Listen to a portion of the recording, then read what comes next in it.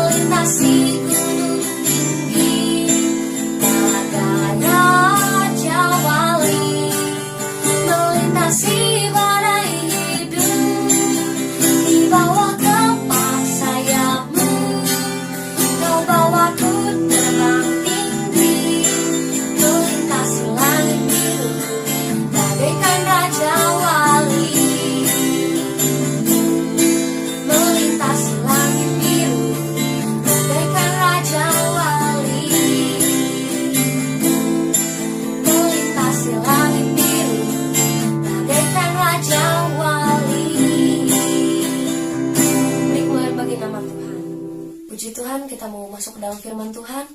Kita mau siapkan hati kita. Kita mau angkat satu pujian, Selidiki Aku.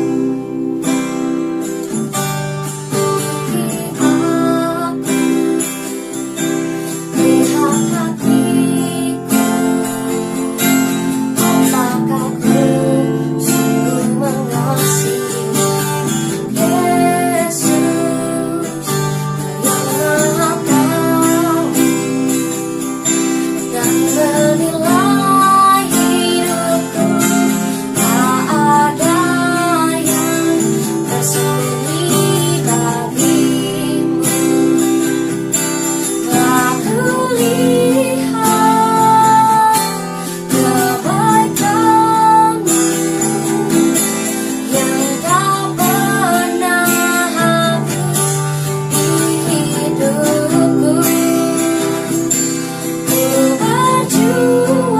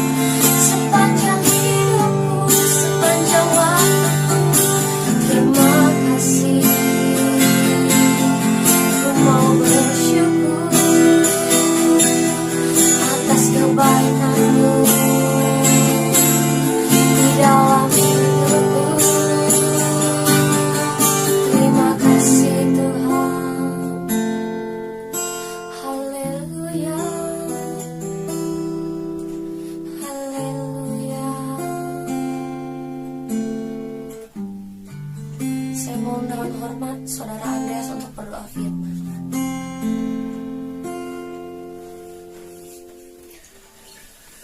Bapa kami dalam kerajaan surga, Bapa yang kami puji, kami sembah dalam nama Tuhan Yesus Kristus. Terima kasih Tuhan untuk siang yang indah ini Bapa, di mana kami masih diberikan kesehatan kekuatan, kami masih bisa berkumpul Tuhan untuk beribadah kepadamu, sekalipun secara online ya Bapa, namun kami percaya Roh Kudus-Mu hadir di tengah-tengah kami ya Tuhan. Bapa, sebelumnya ampuni segala dosa kurnia kami ya Bapa, tolong sucikan kuduskan kami, layakkan kami di hadapan-Mu ya Tuhan. Biarlah Bapa, setiap pujian, penyembahan yang kami naikkan dapat menjadi dupa yang harum di hadapan-Mu ya Bapa, dapat menyenangkan hati-Mu ya Tuhan.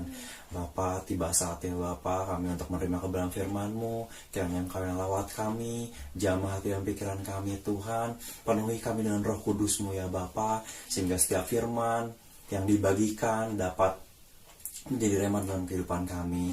Dan kami juga rindu Tuhan agar kami tidak hanya menjadi pendengar, tapi juga kami ingin menjadi pelaku-pelaku kebenaran firman Tuhan. Bapa, kiranya Engkau juga memberkati, melawat, menjamah hamba-Mu yang akan menyampaikan kebenaran firman-Mu. Biarlah apapun Tuhan yang dikatakan, apapun yang dibagikan berasal daripada-Mu dan dapat memberkati kami semua ya Bapa. Terima kasih ya Bapa, hanya di dalam nama Tuhan Yesus Kristus, Juru Selamat kami yang hidup, kami sudah berdoa dan mengucap syukur. Haleluya. Amin. Shalom, puji Tuhan. Sungguh hari yang berbahagia, di mana kita atas kemurahan Tuhan, atas kasih setia Tuhan, atas kebaikan Tuhan, kita sama-sama boleh masuk dalam bulan yang baru, bulan Agustus, di minggu yang pertama. Dan saat ini kita kembali diberikan kesempatan oleh Tuhan untuk beribadah walaupun masih secara online. Sudah hampir 5 bulan kita beribadah secara online, dan puji syukur kepada Tuhan walaupun dalam segala keterbatasan kita, tapi saya percaya ada satu berkat, ada satu janji Tuhan yang tetap tergenapi dalam kehidupan kita. Tuhan memelihara kita sampai pada hari ini, tidak kurang suatu apapun, semuanya diberikan damai sejahtera, kekuatan, kesehatan. Itulah bukti kebesaran Tuhan kita yang luar biasa. Amin. Dan saya pun mengucapkan terima kasih kepada hamba-hamba Tuhan yang tadi sudah melayani di dalam doa, pujian, penyembahan. Biarlah semuanya ada dalam berkat Tuhan, dan apa yang kita kerjakan boleh menyenangkan hati Tuhan dan untuk kebesaran nama Tuhan saja. Amin. Puji Tuhan, hari ini kita sampai pada bagian yang keempat dari khotbah seri 7 musuh di tanah perjanjian, di mana minggu-minggu lalu sudah kita sama-sama belajar bagaimana kita harus mengalahkan musuh-musuh yang ada dalam kehidupan kita. Musuh yang pertama yang harus kita kalahkan adalah bangsa Het, yaitu bicara tentang teror. Bagaimana kita mengalahkan teror yang diberikan si iblis dengan iman yang teguh yang berdiri di atas kebenaran firman Tuhan. Juga ada bangsa Girgasi, yaitu berbicara tentang keduniawian, dan kita harus mengalahkannya dengan kita punya filter, punya benteng yang kuat, yaitu firman Tuhan, dan memberi diri kita pimpin oleh Roh Kudus. Juga bangsa Amori bicara tentang kesombongan, bagaimana kita harus menerima kasih karunia Allah dalam kehidupan kita, sehingga kita punya satu prinsip dalam kehidupan ini bahwa apapun yang saya punya, apapun keadaan saya, adalah semuanya karena kasih karunia Tuhan, semuanya dari Tuhan, untuk Tuhan, dan oleh karena Tuhan saja. Sehingga menimbulkan suatu karakter rendah hati dalam hidup kita, dan karakter rendah hati itulah yang akan mengalahkan kesombongan dalam kehidupan kita. Puji Tuhan. Dan hari ini kita akan sama-sama belajar musuh kita yang keempat, yaitu bangsa Kanaan. Bangsa Kanaan melambangkan dari kedurhakaan. Apa itu kedurhakaan? Kedurhakaan dalam Kamus Besar Bahasa Indonesia adalah sebuah sikap yang tidak hormat, membangkang, menentang kepada Tuhan, kepada orang tua, kepada negara, atau berbicara tentang otoritas yang lebih tinggi, bicara tentang kuasa yang lebih tinggi. Lalu apa kata firman Tuhan tentang kedurhakaan ini? Dan dalam batasan apa saja kedurhakaan itu? Dan mengapa bangsa Kanaan dilambangkan dengan kedurhakaan? Oleh karena itu mari kita sama-sama membuka firman Tuhan kita pada hari ini, yang saya ambil dalam Kejadian 9 ayat 18 sampai dengan 27. Kejadian 9 ayat 18 sampai 27 saya akan bacakan. Judul perikopnya adalah Nuh dan anak-anaknya. Anak-anak Nuh yang keluar dari bahtera ialah Sem, Ham, dan Yafet. Ham adalah bapa Kanaan. Yang tiga inilah anak-anak Nuh, dan dari mereka inilah tersebar penduduk seluruh bumi. Nuh menjadi petani, dialah yang mula-mula membuat kebun anggur. Setelah ia minum anggur, mabuklah ia, dan ia telanjang dalam kemahnya. Maka Ham, bapa Kanaan itu melihat aurat ayahnya, lalu diceritakannya kepada kedua saudaranya di luar. Sesudah itu Sem dan Yafet mengambil sehelai kain dan membentangkannya pada bahu mereka. Lalu mereka berjalan mundur. Mereka menutupi aurat ayahnya sambil berpaling muka, sehingga mereka tidak melihat aurat ayahnya. Setelah Nuh sadar dari mabuknya dan mendengar apa yang dilakukan anak bungsunya kepadanya, berkatalah ia, "Terkutuklah Kanaan, hendaklah ia menjadi hamba yang paling hina bagi saudara-saudaranya." Lagi katanya, "Terpujilah Tuhan Allah Sem, tetapi hendaklah Kanaan menjadi hamba baginya." Allah meluaskan kiranya tempat kediaman Yafet, dan hendaklah ia tinggal dalam kemah-kemah Sem, tetapi hendaklah Kanaan menjadi hamba baginya. Puji Tuhan. Dari firman Tuhan yang tadi kita baca, kita bisa tahu bahwa Ham adalah anak daripada Nuh, dan Ham mempunyai seorang anak yang namanya Kanaan. Itu diperkuat dalam Kejadian 10 ayat 6. Dikatakan bahwa keturunan Ham, anak Ham ialah Kus, Misraim, Put, dan Kanaan. Jadi Kanaan adalah anak daripada Ham yang bungsu, juga merupakan cucu daripada Nuh. Dan diceritakan di situ bahwa pada suatu hari Ham masuk dalam kemah bapaknya, sebuah tempat yang harusnya privasi. Sebagai seorang anak harusnya dia meminta izin ketika masuk dalam kemah yang merupakan privasi dari bapaknya. Tapi dia masuk dan dia melihat Nuh dalam keadaan mabuk dan telanjang. Sampai di sini sebetulnya kesalahan itu masih bisa ditoleransi. Mungkin dia tidak sengaja, mungkin sudah kebiasaan dia masuk begitu dekat hubungannya dengan ayahnya. Sampai di sini semua masih bisa ditoleransi. Tapi ketika Ham melihat ayahnya mabuk dan telanjang, bukannya ia menolongnya, bukannya ia menutup mulutnya, tetapi yang dilakukannya adalah dia menceritakan kepada kedua saudaranya. Kesalahan Ham inilah yang menginjak martabat dan kehormatan ayahnya. Dan sebaliknya daripada Ham, kedua saudaranya ketika mendengar apa yang diceritakan oleh Ham, mereka lalu melakukan tindakan terpuji. Mereka mengambil sebuah kain, mereka berjalan mundur dan menutupi ayahnya yang dalam keadaan mabuk dan telanjang. Dan ketika Nuh sadar, maka keluarlah kutukan itu kepada Ham, di mana dia memberkati Sem dan Yafet, tapi dia mengutuk daripada Ham dan keturunannya. Di sini ada hal yang menarik kalau kita perhatikan. Yang pertama, jelas yang melakukan kesalahan ini sebetulnya adalah Ham. Tapi mengapa yang dikutuk adalah Kanaan? Kita perhatikan ayat yang ke-24 dari Kejadian 9 tadi yang kita baca. Di situ dikatakan bahwa setelah Nuh sadar dari mabuknya dan mendengar apa yang dilakukan anak bungsunya kepadanya, di sini dikatakan dilakukan anak bungsunya, padahal Ham itu adalah anak yang kedua daripada Nuh. Sudah menjadi suatu tradisi bagi bangsa pada zaman itu menyebutkan anak sesuai dengan urutan-urutannya, dan selalu dikatakan anak Nuh itu adalah Sem, Ham, dan Yafet. Begitulah selalu dikatakan dan itulah urutannya. Tapi di sini dikatakan bahwa yang dilakukan anak bungsunya. Dalam bahasa Inggrisnya dikatakan the younger son.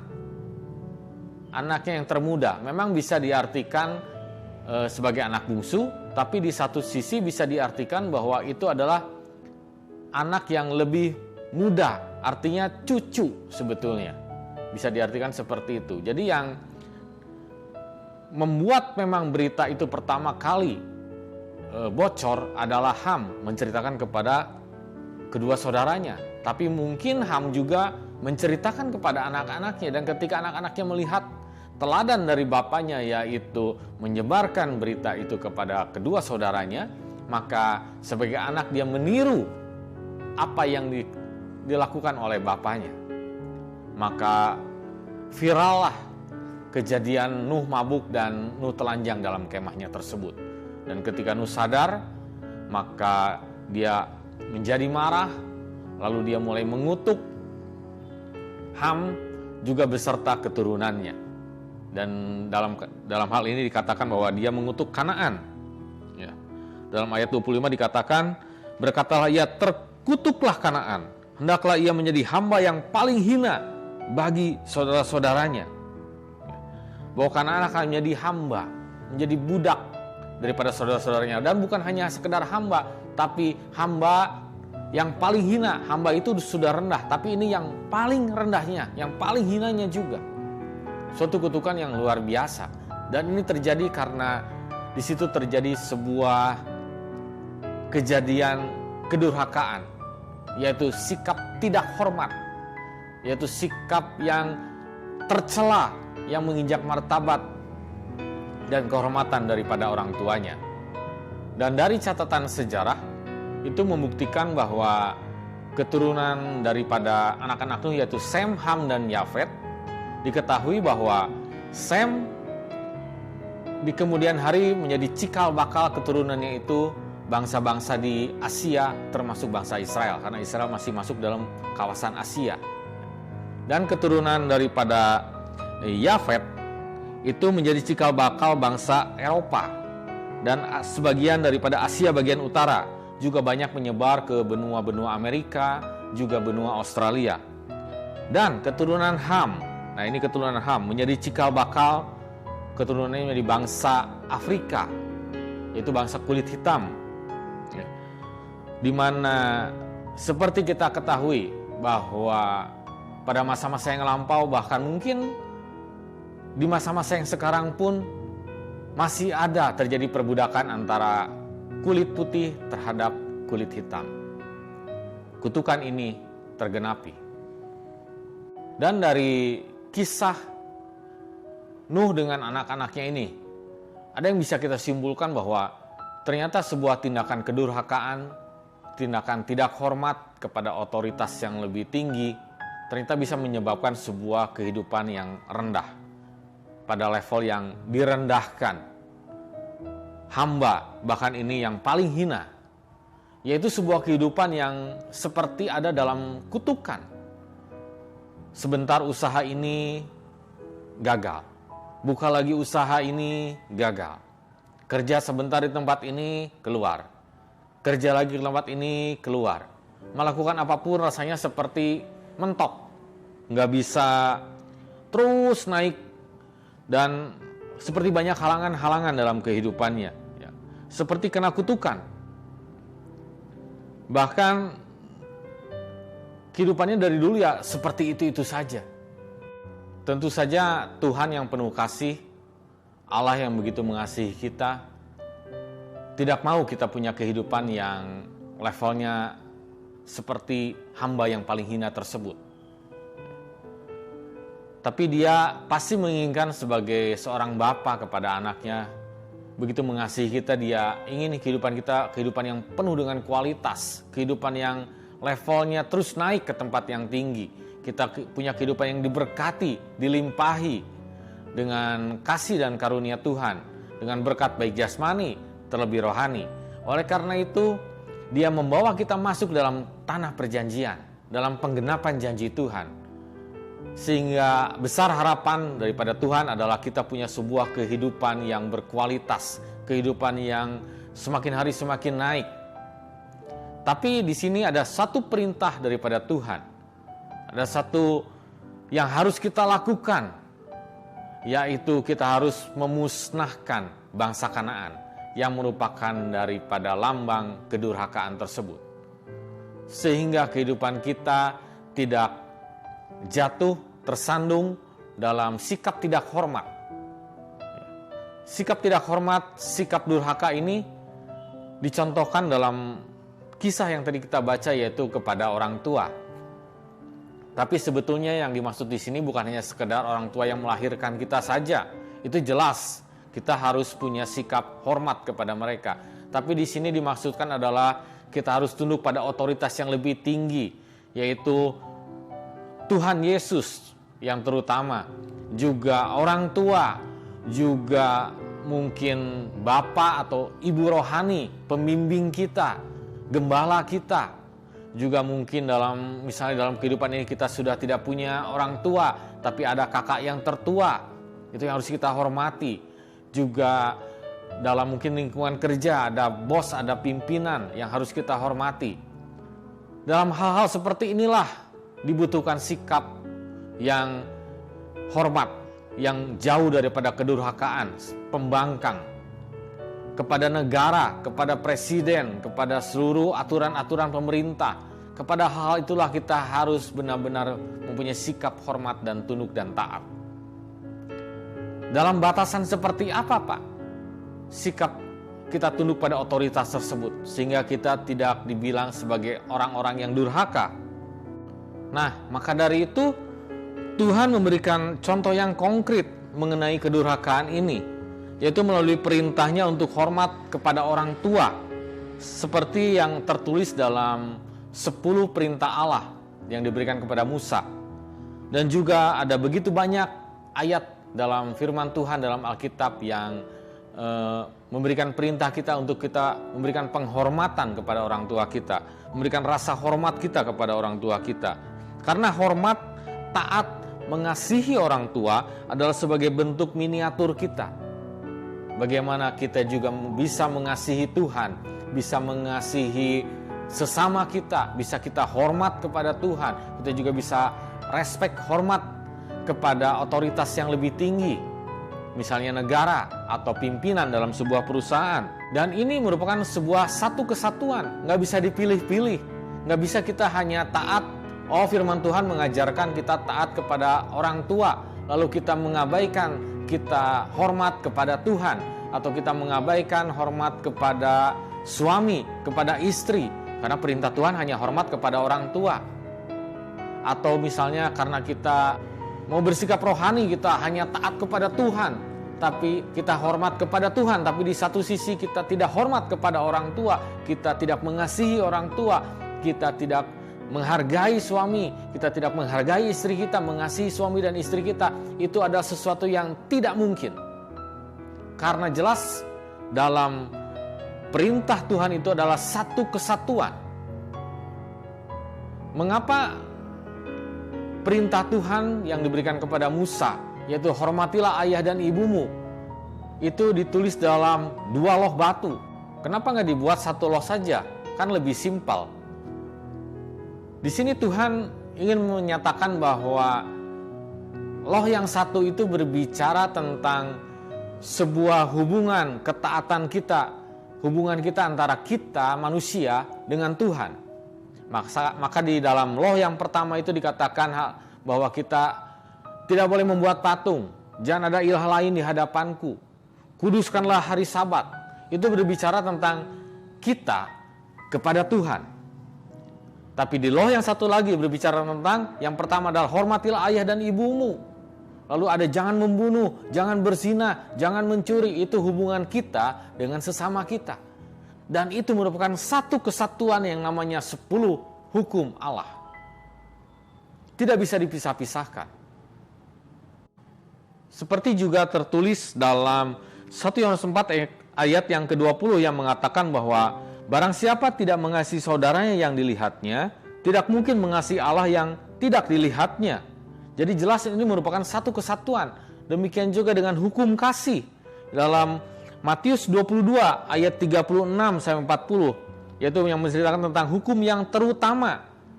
Di situ dikatakan bahwa ada yang bertanya, ahli Taurat bertanya kepada Tuhan Yesus, "Guru, hukum manakah yang terutama dalam hukum Taurat?" Jawab Yesus kepadanya, Kasihilah Tuhan Allahmu dengan segenap hatimu dan dengan segenap jiwamu dan dengan segenap akal budimu. Itulah hukum yang terutama dan yang pertama. Dan hukum yang kedua yang sama dengan itu ialah kasihilah sesamamu manusia seperti dirimu sendiri. Pada kedua hukum inilah tergantung seluruh hukum Taurat dan kitab para nabi. Jadi ketika ahli Taurat bertanya kepada Tuhan, mana nih yang lebih utama? Yesus mengatakan bahwa itu sama saja. Ini yang terutama dan pertama, dan ini yang terutama yang kedua, tapi semuanya menjadi satu kesatuan, yaitu harus saling mengasihi. Demikian juga dengan sebuah tindakan hormat kepada orang tua, kepada Tuhan, kepada sesama kita, itu merupakan satu kesatuan yang tidak bisa dipisah-pisahkan. Jadi nggak mungkin berkontradiksi, nggak mungkin berlawanan. Kalau ternyata berlawanan, kalau ternyata ada sesuatu yang menyimpang, berarti itu bukan termasuk perintah Tuhan dan tidak usah kita jalankan. Patokan utamanya adalah kebenaran firman Tuhan. Kalau kita perhatikan dalam Efesus 6, ya, ayat yang pertama, Efesus 6 ayat yang pertama, ini firman Tuhan yang mengajarkan kita untuk taat kepada orang tua kita. Tapi kita perhatikan, hai anak-anak, taatilah orang tuamu di dalam Tuhan, karena haruslah demikian. Kenapa ada kata-kata di dalam Tuhan? Artinya, taatilah orang tuamu sesuai dengan kebenaran firman Tuhan. Tetap yang menjadi dasar utama penilaian kita tentang sebuah penundukan diri terhadap otoritas yang lebih tinggi adalah kebenaran firman Tuhan. Saya punya sebuah pengalaman beberapa tahun yang lalu ketika kenalan saya di Jakarta, kenalan yang baik. Orang ini begitu banyak membantu usaha saya, dia memberikan saya banyak sekali bantuan, kepercayaan, sehingga saya bisa menjalankan usaha sampai saat ini. Dan suatu ketika saya dengar kabar mamahnya dipanggil pulang, meninggal dunia. Tentu saja sebagai kenalan dekat, sebagai teman dekat, saya segera berangkat ke kota Jakarta, lalu saya berkunjung ke rumah duka tersebut.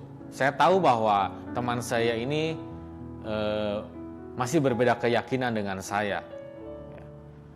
Dan ketika saya tiba di rumah duka, saya melihat tamu-tamu yang datang, dan saya lihat bahwa ketika setiap tamu datang, maka teman saya itu datang menyambut, lalu dibawa ke depan peti yang ada fotonya, yang ada makanan di situ. Lalu teman saya ini menyulutkan hio, lalu dia memberikannya kepada tamunya dan menyuruh untuk pai, untuk memberi hormat dengan memakai hio. Semua seperti itu saya lihat. Waduh, saya terus terang bingung apa yang harus saya lakukan Tuhan. Kalau saya menolak begitu saja, apakah ini bisa membuat jadi dia tersinggung? Sedangkan saya hormat kepada dia, karena sebagai sesama manusia dia sudah banyak membantu saya. Saya hanya bisa berdoa kepada Tuhan. Waktu itu saya belum pelayanan seperti di mimbar ya. Saya hanya baru-baru awal-awal bertobat. Tapi saya belajar, saya berdoa sama Tuhan. Tuhan, tolong saya kasih hikmat bagaimana mengatasi ini. Akhirnya saya masuk ke dalam rumah duka tersebut. Dan benar, teman saya itu datang kepada saya, lalu dia bilang, oh, terima kasih udah datang. Yuk mari kita berdoa ke depan, katanya. Lalu dia bawa saya ke depan peti. Saya hanya diam, saya bingung harus melakukan apa. Saya bilang, Tuhan Yesus tolong saya. Lalu dia ambil hio, dia menyalakan hio itu. Dan ketika dia mau memberikan hio itu kepada saya, tiba-tiba dia melihat muka saya dan dia bilang, waduh, maaf, sorry, saya lupa. Kamu itu sekarang pendeta. Padahal saya belum pendeta waktu itu. Dan dia bilang, maaf ya, maafin saya. Saya bilang, oh nggak apa-apa. Saya doakan kamu aja ya, saya bilang. Kamu dan keluarga yang hidup supaya Tuhan kasih kekuatan, Tuhan kasih penghiburan. Oh terima kasih, dia bilang. Akhirnya semuanya bisa berakhir dengan baik. Dia tidak merasa tersinggung, malah dia berterima kasih saya sudah datang dan memberikan doa bagi dia dan keluarganya. Itulah yang saya maksud bagaimana kita harus tunduk pada otoritas, pada kuasa yang lebih tinggi, tapi di satu sisi kita juga tetap memegang kebenaran firman Tuhan. Satu hal yang harus dilakukan di sini adalah kita benar-benar harus hidup dalam pimpinan Roh Kudus, berdoa kepada Tuhan. Dan saya yakin percaya Tuhan pasti akan memberikan kita hikmat, memberikan kita jalan keluar mengatasi ini. Amin. Jadi firman Tuhan hari ini memberikan kita sebuah pengertian bahwa Tuhan sebenarnya sudah memberikan kita tanah perjanjian, di mana kita bisa punya kualitas hidup yang baik, punya kualitas hidup yang semakin hari semakin tinggi untuk kita dapat menikmati berkat-berkat Tuhan. Tapi ada satu perintah Tuhan bahwa kita harus mengalahkan kedurhakaan, yaitu bangsa Kanaan. Karena kedurhakaan akan membuat kehidupan kita ada dalam titik yang terendah, seperti orang dalam kutukan. Karena itu pesan firman Tuhan hari ini adalah kalahkan kedurhakaan dengan kita selalu punya sikap hormat, tunduk, taat kepada otoritas yang lebih tinggi, yaitu kepada Tuhan, kepada orang tua kita, kepada Bapak Ibu rohani kita, kepada pembimbing kita, ataupun siapapun yang punya otoritas lebih tinggi daripada kita. Tapi dalam semuanya itu, satu hal yang harusnya dipatokan kita adalah tetap berdiri di atas kebenaran firman Tuhan. Karena kita yakin percaya bahwa ada janji-janji Tuhan bagi orang-orang yang taat dan setia kepada firman-Nya. Amin. Demikian juga ada janji Tuhan bagi orang-orang yang punya rasa hormat kepada orang tua, kepada otoritas yang lebih tinggi, yaitu dikatakan dalam Efesus 6 ayat 1 sampai dengan 3. Hai anak-anak, taatilah orang tuamu di dalam Tuhan, karena haruslah demikian. Hormatilah ayahmu dan ibumu, ini adalah suatu perintah yang penting. Seperti yang nyata dari janji ini, ada janji Tuhan. Dan apa janji Tuhan tersebut kalau kita punya sikap hormat kepada otoritas yang lebih tinggi? Yaitu bahwa supaya kamu berbahagia dan panjang umurmu di bumi. Puji Tuhan.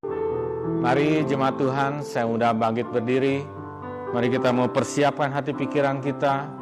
Kita mau masuk dalam perjamuan asa yang kudus. Tadi kita sudah terima berkat firman Tuhan. Firman Tuhan hari ini berbicara tentang musuh yang keempat yang harus kita kalahkan, yaitu bangsa Kanaan yang melambangkan kedurhakaan. Dan kalahkan kedurhakaan itu dengan kita punya sikap hormat, dengan kita tunduk pada otoritas. Karena sikap hormat dan tunduk pada otoritas akan membawa kehidupan kita menjadi kehidupan yang berkualitas di tanah yang dijanjikan Tuhan. Amin. Dan saat ini kita juga mau punya sikap hormat. Kita mau tunduk pada otoritas kita yang tertinggi, yaitu tubuh dan darah Yesus, yang sebentar akan masuk dalam kehidupan kita, menyatu dalam kehidupan kita. Dan kita percaya saat tubuh dan darah ini menyatu masuk dalam kehidupan kita, akan menjadi sebuah kekuatan yang luar biasa, akan menjadi sebuah jawaban daripada persoalan-persoalan pergumulan yang mungkin sedang saudara dan saya gumulkan pada hari-hari ini. Oleh karena itu mari siapkan hati pikiran kita. Haleluya Yesus. Saya akan memberikan waktu 1-2 menit untuk saudara berdoa secara pribadi kepada Tuhan,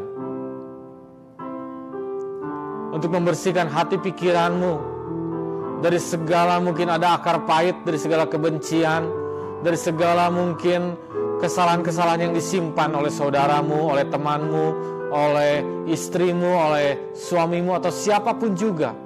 Saat ini kita mau taat, kita mau tunduk pada otoritas, yaitu kepada Tuhan Yesus Kristus yang sudah mati di atas kayu salib, memberikan nyawanya bagi kita. Saat ini kita mau punya sikap hormat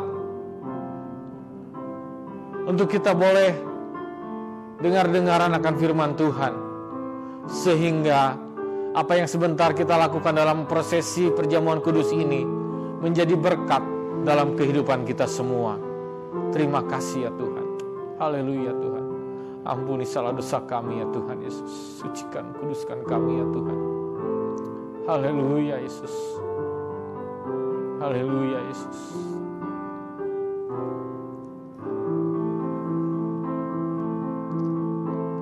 Satu dalam roh-Mu, satu dalam firman-Mu, satu dalam kasih-Mu, kasih Tuhan, tubuh dan darah-Mu yang menyatukan aku dengan Tuhan di surga, Yesus Kristus.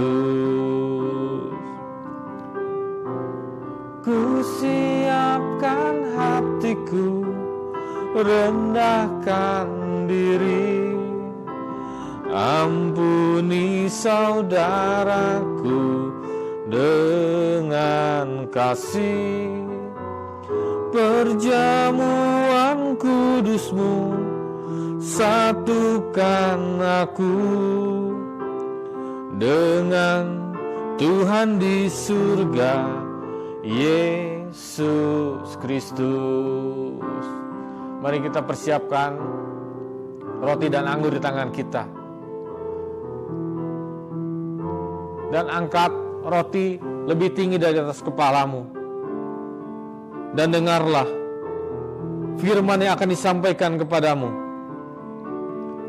Sebab apa yang telah kuteruskan kepadamu telah aku terima dari Tuhan, yaitu bahwa Tuhan Yesus pada malam waktu Ia diserahkan mengambil roti, dan sesudah itu Ia mengucap syukur atasnya.